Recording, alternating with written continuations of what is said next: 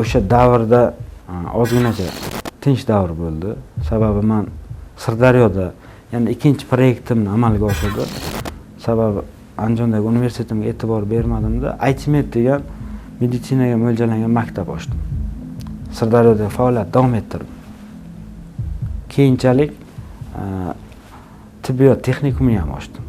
Sirdaryoda ITMED degan tibbiyot texnikumi. Hozirda u yerda ham 100 dan oshiq talaba o'qiyapti. 100 dan oshiq maktab o'quvchilari o'qiyapti. Faoliyat yurityapti.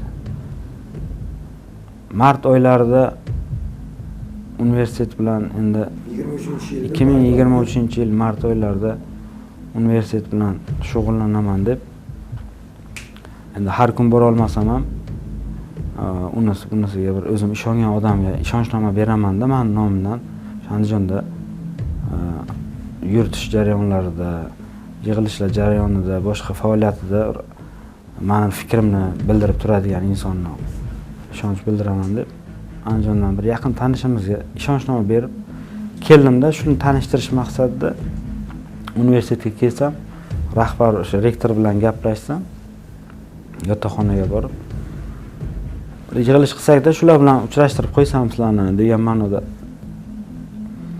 ko'rishdik. Universitet binosiga kelgunimizcha yana o'sha holat takrorlandi. Jinoyat qidiruv bo'limini, o'sha Andijon shaharining jinoyat qidiruv bo'limidan 2 yigit kelib, hali universitetga kirishim bilanoq sekundlarda meni olib ketishmoqchi. Qayerga olib ketasizlar? Nima uchun? Yo, siz bizlar bilan borishingiz kerak. Ustingizdan ariza tushgan. Bo'pti, boraman yigitlar. Yarim soat kutib turinglar, men endi keldim Andijonga, bir yig'ilish o'tkazib olay. Keyin sizlar bilan borib bemalol ko'ramiz, ariza tushgan bo'lsa arizani ko'rib chiqamiz.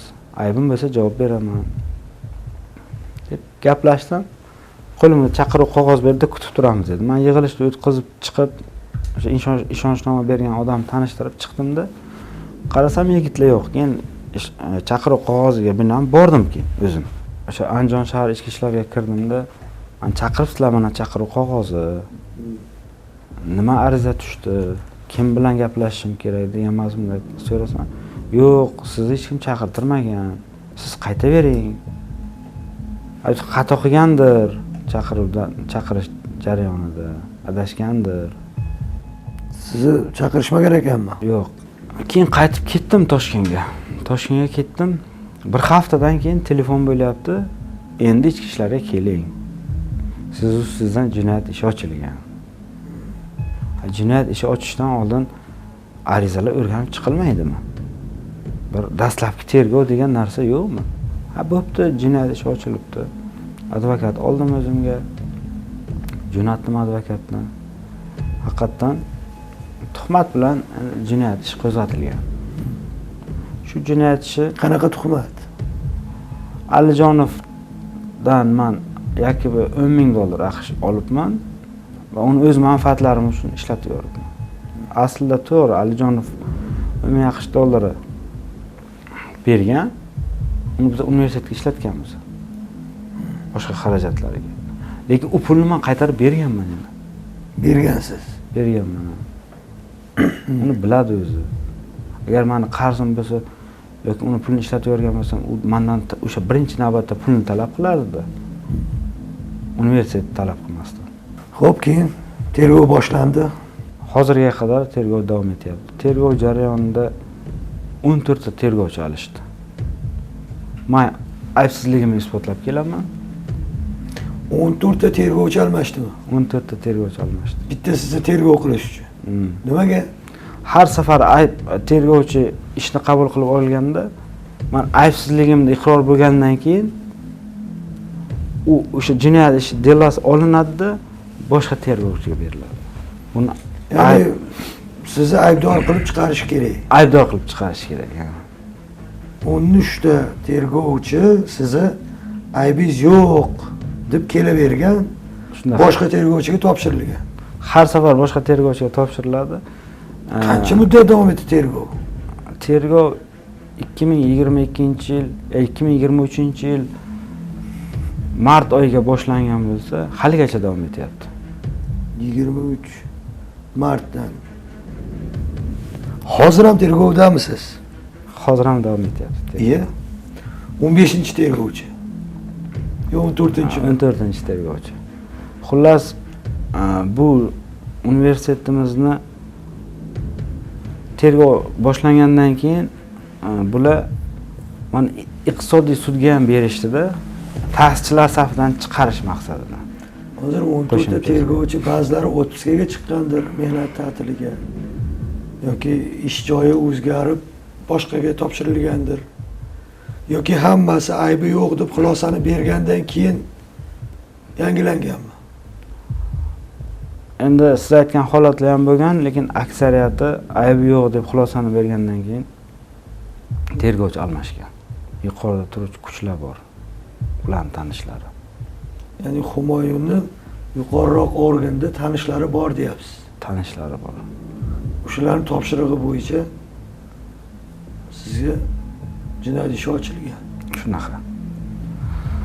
Qanday bo'lmasin sizga ayb qo'yish kerak. Ayb qo'yish kerak-da, mana ta'sischilar safidan chiqarish kerak. Ularning maqsadi shu. Keyinchalik 2 milliardga kelishgandilaring-ku. Kelishuvimiz ham bekor bo'lib ketdi. Ular pul bermasdan, pul bermadi. Bu yo'l bilan olmoqchi bo'lgan. Shunaqa. Keyin meni iqtisodiy sudga berdi ukasi, endi ukasiga akasi aql bo'lib turibdi. O'zining yaqin sudyalar orqali men ta'sischilar safidan chiqartirildim. G'oya egasi, proyektni egasi, loyihani egasi, loyihani asoschisi, ya'ni o'sha universitet ochilishida jonbozlik ko'rsatgan shaxs universitetdan chetlashtirildi. Qachon? 2023-yil sentyabr oyida. Mendan keyin qolgan ta'sischilar ham chetlashtirildi. Asossiz chetlashtirildi. Biz sudlashdik. Andijonda qara ko'zim cho'qmaydi deydi-ku. Andijonda iqtisodiy sud jarayonlarida men haqiqat ko'rmadim. Har safar biz vajlarimizni, asosli hujjatlarimiz inobatga olinmaydi-da. Prosta ular aytgan gap inobatga olinib, asos sifatida ko'rsatilib, ana dela yopiladi. Ya'ni hujjatlar inobatga olinmasdan quruq gaplar inobatga olinadi. Quruq gaplar inobatga olinib, arizalarimiz rad qilinadi. Oxiri Oliy sudgacha bordik. Davlatimizda qonun bor, ishlayapti. Oliy sudda dardimizni eshitishdi, arizamizni qabul qilishdi, o'rganib chiqishdi. Oliy sud xulosa chiqardi. Andijonda iqtisodiy sudyalar tomonidan chiqarilgan qarorlarning hammasi bekor bo'ldi. Ha, bekor qilib tashladi. Bekor bo'ldi-da, noto'g'ri qaror chiqarilgani isbotlandi va men 60% ta'sis sifatida qaytdim. Ha. Yana tiklandingiz. Tiklandim. Qolgan ulushdorlarchi? Qolgan ulushdorlar ham keyingi etapda Andijon o'zida tiklandi. Keyingi arizalari eshitildi, ularni ham tiklandi. Ammo biz universitetga kira olmadik. Nimaga? Chunki universitetga kirishga qo'rqardik. Sababi yana bizni oilamizga, farzandlarimizga, ota-onamizga bir tahdid bo'lmasin, boshqa bo'lmasin. Huquqni muhofaza qiluvchi, huquqni tushunadigan organlar bilan maslahat qilib, universitetga kelib, shu qonuniy yig'ilish taklif qildik. Yig'ilish qildik. Rahbariyat tushundi. Ular o'z arizasiga ko'ra boshqa lavozimlarga o'tib ketdi. Yangi rahbar tayinladik. Lekin universitetni olgan kunimiz, ya'ni rahbariyat o'zgargan kuni, shu 2025-yil endi fevral oyi edi. Hisob raqamimda 1 so'm pul yo'q va universitetda 2 milliard krediti bilan qabul qilib oldilar. Qabul qilib oldik. Oldin qancha puli bor edi? Har yili 50 milliardga yaqin obrot bo'ladi. Endi uni ichida o'qituvchilarning ish haqlari bor. Hozir 100 milliard pulni o'sha Humoyunlar yeb, yana 2 milliard kredit qilib, keyin sizlarga qaytarib topshiryaptimi? Endi topshirgan emas, shu rahbariyat o'zgargan payt shu ma'lumotlar aniqlanyapti. Oddiy yotoqxonani 50 million so'mga ijara shartnoma qilgan edik. 1 yilgami? Yo'q, oyiga. 1 oyga. 50 ta, 70 ta, 100 tagacha talabalar turardi.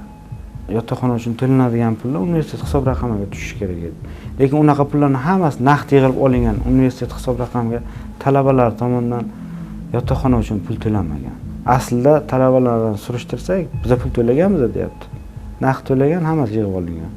Undan tashqari oddiy yotoqxonaning ijara shartnomasi 50 million so'mdan 350 million so'mga ko'tarilgan. Hujjatlarda. Ha, bir oyda. Hozir hisob kitob qilib chiqyapmiz. 5,5 milliard perida plata, ya'ni oldindan to'lov, Ortiqcha to'lov. 5,5 milliard. 5,5 milliard. Yotoqxonaning o'ziga. Yotoqxonaning o'ziga. Ularga tegishli bo'lgan yotoqxonaga. U pullarni qanday olasizlar? U pullarni olganimiz yo'q haligacha. Shu uchun qiynalib turibmiz hozir faoliyat yuritishda. Andijon iqtisodiy sudiga berolmaysizlar, bilasizlar. Bilamiz. Sudlar kim tomondaligini. Kim tomondaligini bilamiz. Eng qizig'i hozir 250 ga yaqin pedagog, o'qituvchilar, professorlar, ishchi xodimlar faoliyat yurityapti. Ularni oilasi bor, ro'zg'ori bor. O'z vaqti ish haqisini berishimiz kerak. U dadasi, o'zi, ukasi Plastik kartalarga asossiz pullarni tashlatib ishlatib yuborgan. Shaxsiy plastik kartasiga pul chiqartirib ishlatib yuborgan. Endi qanday berasizlar shuncha odamga ish? Endi harakat qilyapmiz moliyaviy ko'mak olishga. Shu universitetda ular chiqib ketdimi? Yana oyoqqa turg'izishga harakat qilyapmiz. Ular ta'sischilikdan chiqib ketdimi? Ular ta'sischilikdan chiqqan emas, lekin faoliyatimizga juda ko'p xalaqit qilyapti. Hozir sizlar yana oyoqqa turgizsalaring, ular yana ertaga sizlarga bosim qilsa-chi? Biz-ku ta'limni odamimiz. Universitetni harakat qilib, turli grantlar bilan, o'zimiz imkoniyatlar bilan yana oyoqqa turg'izamiz. Siz aytganday yana to'sqinliklar bo'lishi bo'lmasligiga hech kim kafolat bermaydi. Davlat bilan sizning gaplaringizdan kelib chiqyaptiki, ichki ishlar organi xodimlari bilan til biriktirgan, yuqori organlar bilan til biriktirgan. Buxorodan, Sirdaryodan 3-4 ta kitobsevarlar kelib, soddalar sal qo'rqitsa, hammasi qo'rqib 100 milliarddan ortiq pullaringni talon-taroj qilibdi. Hali sudga ham berganlari yo'q. Nimaga? Biz nimaga sudga bermadilar? Andijonni iqtisodiy sudlariga ishonmaymiz. Ishonmaysizlar. Ishonmaymiz. Lekin ulardan xatlab ishonmaslikka asos bormi? Ulardan xatlab o'tib boshqa sudga ham bera olmaymiz. Chunki qonun bor bu yerda. Ishonmasligimizning sababi birorta arizamiz shu vaqtgacha qanoatlantirilmagan. Hammasi ularning foydasiga hal qilingan Andijonning o'zida. Ichki ishlarni ham ko'rdingiz, sudini ham ko'rdingiz. Ha, Andijonga ishonch bo'lmasa, balki u yerni yig'ishtirib Sirdaryoga ko'chish kerakdir. Hozirgi universitetimizda 250 ga yaqin inson faoliyat yurityapti. 4,000 ga yaqin talaba o'qiyapti. Ularning taqdirini o'ylayman. Ha, o'shalarni bitirib olguncha kutyapmiz. Ularni ro'zg'ori qimirlayapti buning orqasidan. Bu yerda hozirda yangi ilmiy jamoa yaralyapti. Yangitdan uni qayta uyg'onish qilyapmiz. Hozirda rahbar o'zgargandan keyin to'liq uni rahbariyati o'zgardi. Ilmga chanqoq, ilmga e'tibor beradigan, ilmning ichidan chiqqan odamlarni qo'yapmiz rahbar kadrlar qilib. Hozirda shu kunga qadar o'zgarishlar juda yaxshi. Sababi ilmga qiziqish boshlandi. Tushunarli, lekin u odamlar hali ham ta'sischi bo'lsa, yana pullaringni olib qo'ysa, nima qilasizlar? Shu uchun ham keldimda aka. Andijonda jurnalistlar ham, blogerlar ham, huquq muhofaza qiluvchi organlar ham hammasi ularga ishlasa, ishonchim yo'q ularga. Shu uchun keldimda Farg'onaga mana. Sizlarga murojaat qilib, bizani bir yoritib beringlar, bizani eshitsin.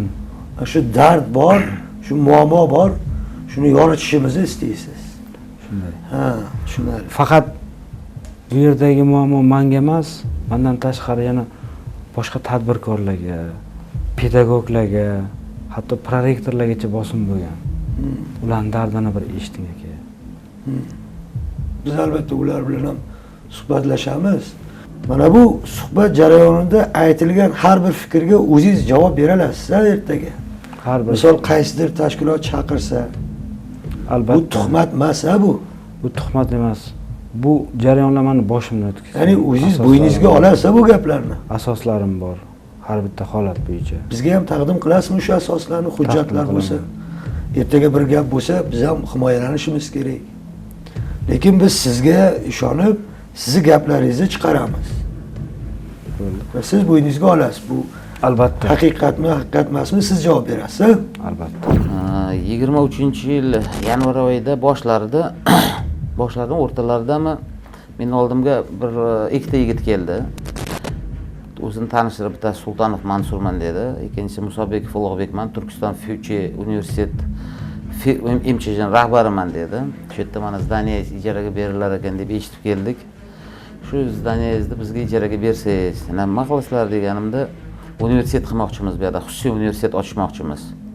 Ha, bo'pti dedim, xususiy universitet ochish uchun dedim, litsenziyalar kerak, sizlar qanday nima qilasiz? Desam, Sultanov Mansur meni radnoy tug'ishgan tog'am bor, oliy ta'lim vazirligida ishlaydi. Kim u? Men ham buncha televizor ko'raman dedim, gazeta o'qiyman, jurnal o'qiyman. Esonov Muzaffar deganni eshitganmiz dedi. Oldin Namanganda ham rektor bo'lgan, Namangan davlat universitetida rektor bo'lgan. Hozir dedi butun respublika bo'yicha universitetlarda tekshiruvchisi dedi. Oliy ta'lim vazirligida boshqarma boshlig'i ekan. Shunaqa dedi. Bo'ldi dedim, yaxshi dedim, agar haqiqatan qarindoshingizmi, litsenziya olish oson emas ekan, men eshitdim dedim, ko'plari harakat qilyapti. Respublikaning ijtimoiy tarmoqlarida, televizorlar ko'ryapmiz. Ya, u 2 bo'ldi, gaplashildi, vazirga ham o'sha aytib qo'ygan ekan, tog'am dedi. Bir zdaniyani ko'raylik dedi. Keyin hamma xonalarni ochib ko'rsatdim. Mehmonxonaga tayyor bu joy dedim. 36 tadan oshxona bor dedim bu yerda. Mehmonxonaga har bittasi tualet, dushovoy qilingan. Faqat kravatlar qo'yib, men litsenziyaga xat berishim kerak dedim. 2201 kvadrat joy. Bo'ldi aka dedi, men nima bilan gaplashay dedi, shu yerda sraz telefon qildi. Esonov Muzaffarga qildi, adashmasam gaplashdida, shu yerda bo'ldi, ko'ringlar, rasmga tushiradi deb video rasmlarga tushirishdi, shu zdaniyaning ichini polni xonalarda. Ketishdi. Ertasi kunimi, 2 kun, 3 kun o'tdimi, bu hozir aniq esimda yo'q, yolg'on gapirmay. Abrorxon degan bola bilan qo'shilib keldi. Sotvoldiyev Abror bilan. Uchalasi kelishdi o'sha. O'sha Musobekov Ulug'bek, Sultanov Mansur, Sotvoldiyev Abror degani. Kelishdi, bular biz ta'sischimiz hammamiz shu Turkiston Future dedi. Keyin shu bilan yaxshi bizga ma'qul keldi, lekin dedi, Mansur gapirib boshladi. Bu zdaniyani polni ichini buzib auditoriya shakliga keltirasiz dedi. Qanday men buzaman desam, shu xonalaringiz ko'p joyi gipsokardon, ko'p joyi 1,5 g'iz, 1 g'iz o'sha nisushi devor bo'lmasa, olib tashlaylikda shuni aka polni o'z yoningizdan remont qilib berasiz. Biz talabalarni qabul qilamiz. Talabalar qabul qilgandan keyin 70% ulujdori bizmiz dedi. 15% Esonov Muzaffar, anonda ishlaydigan oliy ta'lim vazirligida ishlaydigan, 15% Andijon xususiy universitetining norasmiy rahbari ekan Alijonov Humoyin. Endi rahbari deyishdi, men keyinchalik bilsam, u norasmiy rahbar ekan. Bo'pti dedik. Shu bilan men tez aka boshlashimiz kerak, tez buzishimiz kerak. Birinchi etaj bizga remont qilib berilar edi. 3 kun, 4 kun ichida men remont qilib berdim. Keyin ana keldida katta xonalarni ham bo'lib, ana qilib berdim ularga. Katta xona qilib berdim, buzaydigan joyda buzib. Qabul komissiya boshlanib ketdi. Bu jumami, shanbami, men esimda yo'q, lekin dam olish kunlariga yaqin edi o'sha. Shuni qabul komissiyani boshlaymiz deb keldi, parta, stullar kelib boshladi. Oliy ta'lim vazirligidan Esonov Muzaffar keldi, orqasidan shkoflar keldi. Oliy ta'lim vazirligiga qarashli shkaf tepasida oq nima bilan inventar, palon sifralar bilan yozilgan 6 ta 7 ta shkaf keldi. Keyin hech qancha o'tmay kompyuter xonalari qilinglar, komissiya keladi deb ariza, xullas men remont qilyapman tepalarni, buzyapman. 20 ta kompyuter olib kelishdi oliy ta'lim vazirligidan. Yangi bino ko'chyapti, eski binosida qolib ketgan kompyuterlar bor ekan. Uni zavxozi bor edi, xullas ismini esimda yo'q, uni Hilola degan o'sha ingliz tilida o'qituvchisi biladi, o'sha orqali ham shu narsa ko'p narsa bo'lib ketgan, o'sha filial. 20 ta kompyuterni olib kelishdi, u kompyuterni Islom degan bola remont qildi, tuzatdi, zapchast pul olib kelishdi. Hozir oliy ta'lim vazirligining zavxozi Muzaffar bilan birga kelishib, sizni binoyingizga kompyuterlarni olib kelishdi. Kompyuter olib kelishi, shkoflar, ana kitob qo'yadigan polkalar deydimi? o'sha именно men qayerdan bilganim kompyuterda ustida ham inventar falon raqamli uni anavi oliy ta'lim vazirligiga qarashligini bildim keyin. Kitoblar olib keldi, bir 300 ta 400 ta.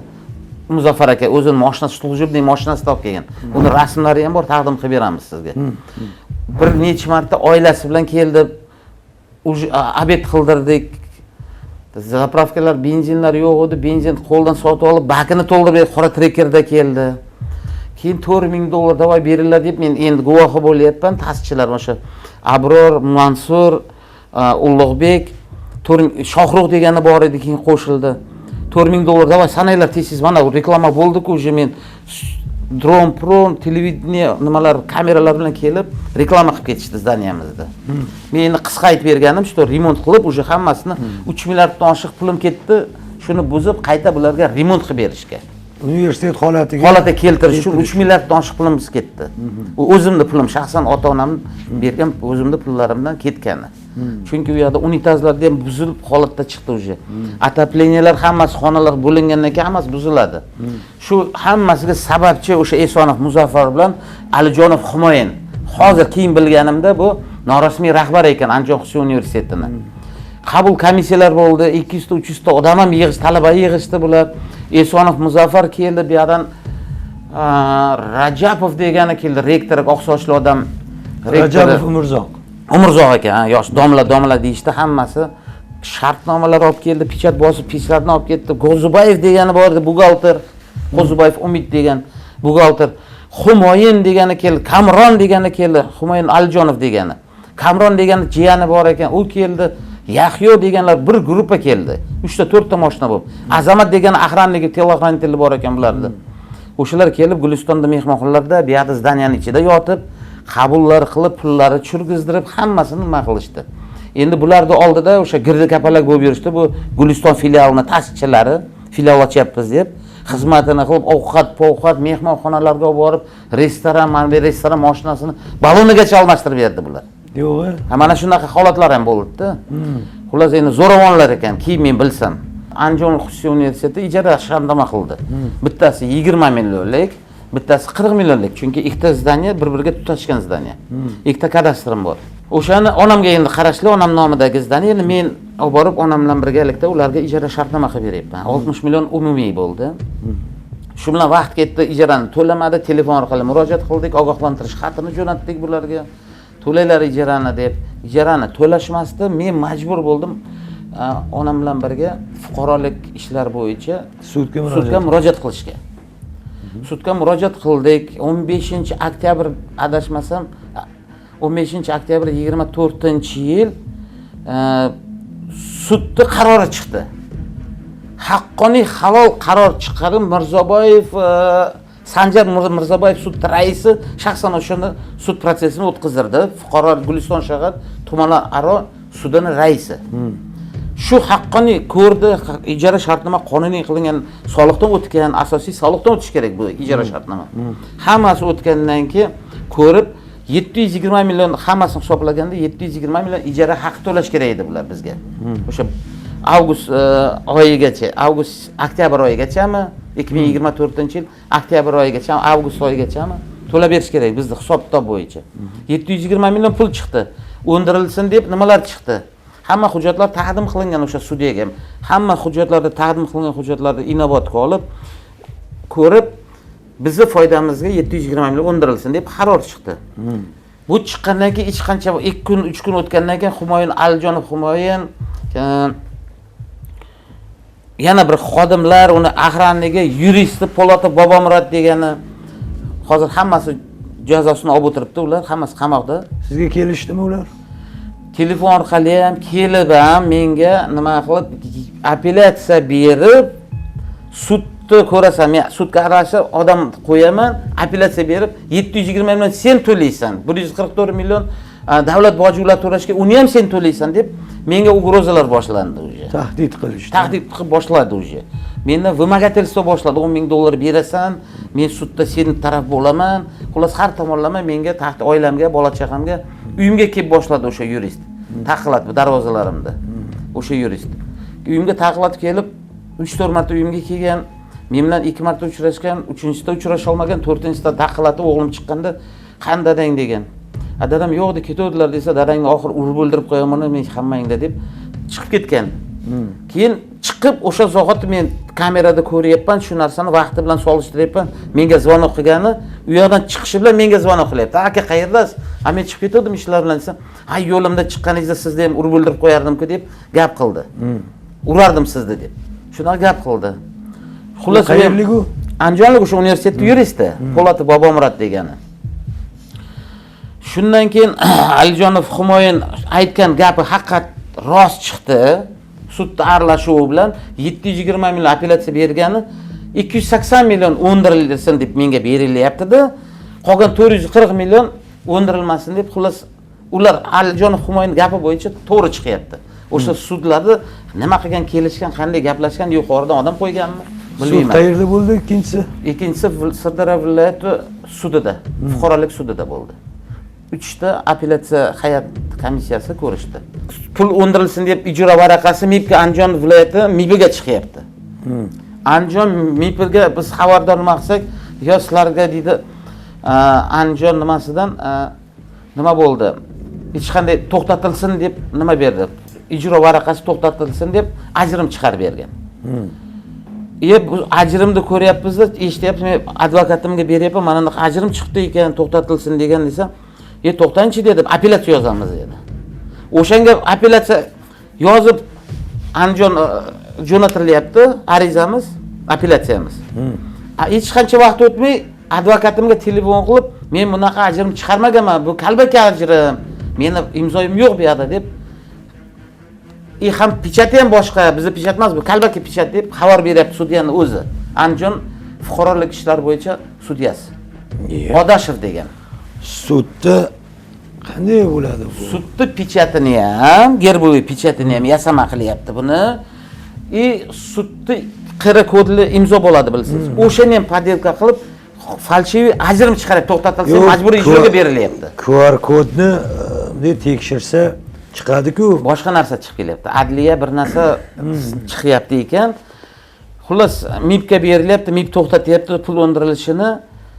Biz o'sha bo'yicha Andijon ichki ishlar boshqarmasiga ariza bilan murojaat qildik. Hozir shu bo'yicha mana jinoyat ishi qo'zg'atildi. Hujjat soxtalashtirish bo'yicha hozir ekspertiza xulosasi olindi. Shu bo'yicha mana ertangi jinoyat ishi qo'zg'atiladi. Balkim agar o'sha qo'zg'atilmagan bo'lsa. Ya'ni bu andijonlik bo'lgan, siz aytayotgan Alijonov Humoyun bemalol hali u ichki ishlarni emas, mana u ta'lim tizimini emas, hatto sud tizimiga ham bemalol kirib oladi. Hamma yoqda ularda gapi haqiqatan shunday ekan. Andijonda Isoqov Xurkar deganni so'rasang, любой aytadi. Baxti Tashkentskiy bilan o'tirgan ekan u. O'shani odami ekan bu deb, mana shunday Isoqov desa bo'ldi hammasi. Alijonov Humoyin desa, bular mafiya ekan katta Andijonda. Butun viloyat taniyar ekan bular. Baxti Tashkentskiyning odamimikan u? Odami ekan, o'sha bilan birga o'tirgan ekan ham turmada. Baxti Tashkentskiy o'g'lini gapi bo'yicha, Alijonov Humoyinda gapi bo'yicha o'zi aytgan. Yo'q, Baxti Tashkentskiy hozir ichkarida-ku. Oldin birga bo'lgan ekan, oldin birga nima qilgan ekan, o'tirgan ekan bilan turmada. Xullas Andijonda nechtasi tazyiq yegan, mana eshityapmiz. Nechtasini podvolga olib kirib urgan o'sha Xurkari ham, Azamat degan охранитель bor ekan. Humoyin, hammasi shunaqa odamlar izdivatsiya qilib nima qilar ekan. Mana Otabek Bafoyevni ham universitetini olib qo'yib, oilasi bilan tahdid qilib, qo'rqitib, universitetni olib qo'ygan. Shunda menga Po'latov Bobomurod fuqarolik sudda men haqiqatan qo'rqdim. O'sha o'yimga kelib boshlagandan keyin o'sha Alijonov Humoyin to'g'risida, Xurkar otasi to'g'risida, Isoqov Xurkar to'g'risida gapirgan, haqiqatan bola chaqamdan, oilamdan qo'rqdim. Men o'zimdan emas, oilamdan, bola chaqamdan qo'rqadim, chunki voyaga yetmagan farzandlarim bor 3 ta. Shulardan qo'rqib men o'sha yo'l topolmaganda mana shularga, bularga nisbatan ko'raydi, chora ko'raydigan yoki bularni bir anonga haqqoniy tergov qiladigan odam, tashkilot bormi o'zi? O'shalar shuncha sizlarga murojaat qilib, shu ommaviy nimadan bir yoritib berishingizni deb sizga jurnalistga kelib murojaat qilyapmiz.